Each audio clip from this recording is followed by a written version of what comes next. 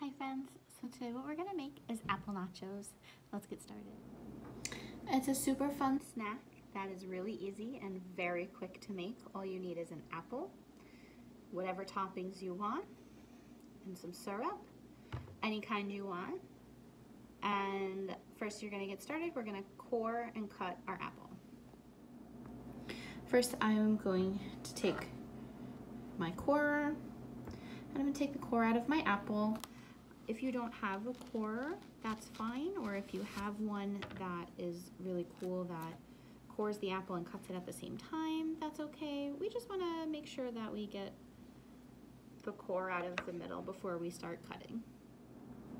Now that the core is out, this is the part where I would like you to use a grown-up if you need, otherwise be very careful.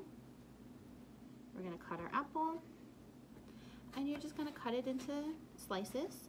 You can make them as big or as small as you want. I'm going to make mine a little on the thicker side, probably, and then just do that. And just slice your apple until you have as many pieces as you want. Now that you have your apples all cut, this is the fun part.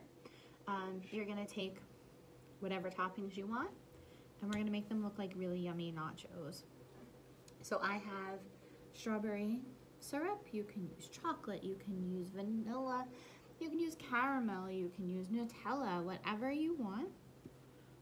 And you're just going to drizzle on what you want, just like that. And I'm going to use some chocolate chips, maybe some marshmallows, and I think even some yummy strawberries. Just like that. And don't cut strawberries like I do. Please be much safer. That's it.